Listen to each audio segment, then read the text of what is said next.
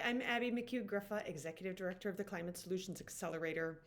Couple things to share with you today. First of all, for everyone who attended the Climate Solutions Summit back a couple weeks ago, thank you so much for spending your time with us. I hope you found it valuable, got something out of it, learned something, and are excited about the idea of building a regenerative local economy.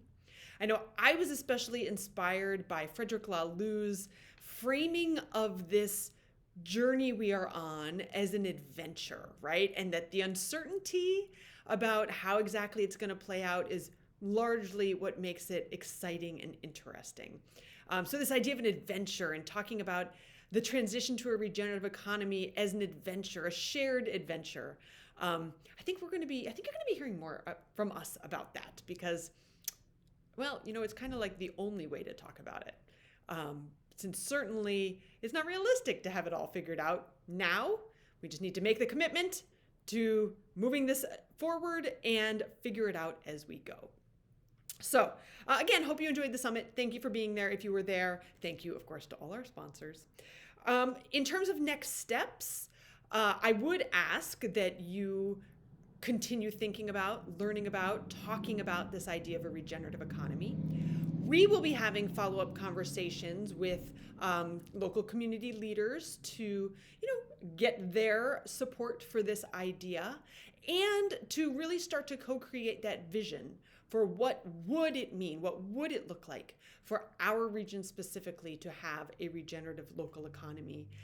And what would be the ways that we would measure the success of that economy, right? As I think we've talked about here before, defining the success of our economy in exclusively monetary terms just doesn't make any sense, and does lead us humans to make some pretty poor decisions, both for the planet and for the actual humans living on the planet. So that process of defining the vision and the metrics that go along with it is what we would like to advocate for our community to engage in as a next step. And your support with talking to your elected leaders, talking to your friends and neighbors about the need for that process would be much, much appreciated. And the other major next step for us is to start planning next year's summit, which will be, Earth Day doesn't fall on the weekend next year, but it will be that weekend right close to Earth Day. And our focus for next year will be health and equity. So really excited to start pulling that together. It's quite a process to organize one of these events. And yes, we do start basically a year ahead. So clock is ticking now, right?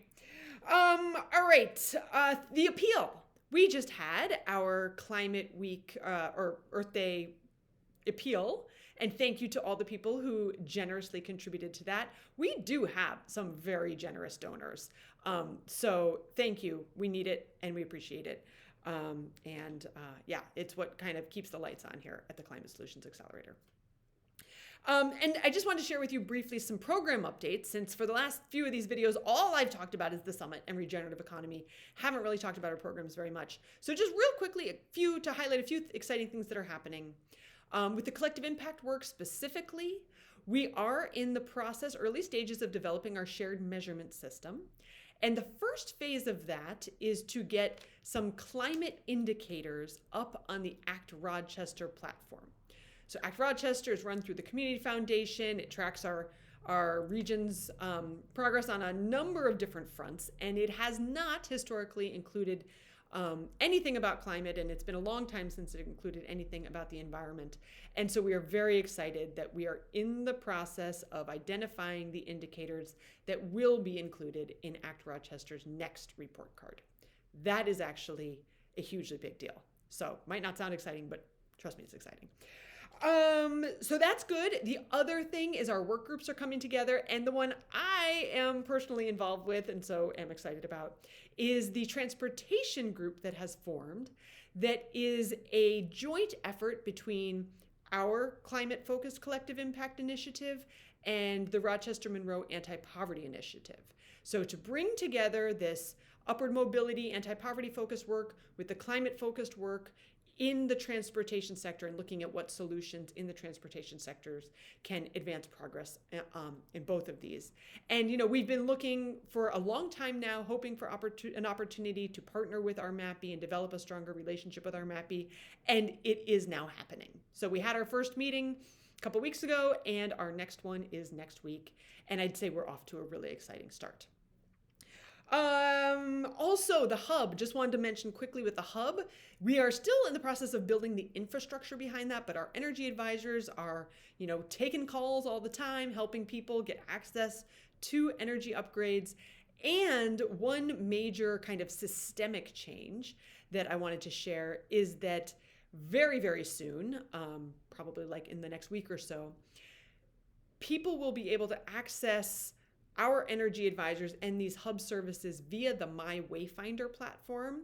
And that's a community-wide platform that exists to help people plug into various different resources that can help them address their challenges and meet their needs. So this connects the energy world, the climate world, to the larger social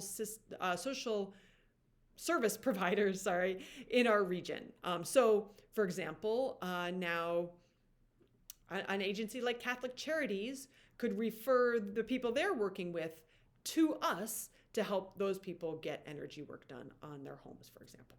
And so, large part of the goal of the hub is to create this one-stop shop kind of no wrong door approach. And this integration of the climate energy stuff into My Wayfinder is a really significant step in that direction. So, there's more than that going on, but I think that's probably enough for today. Again, thank you for just being engaged, being involved, participating in events like the summit and other things that, will be coming up over the next few months.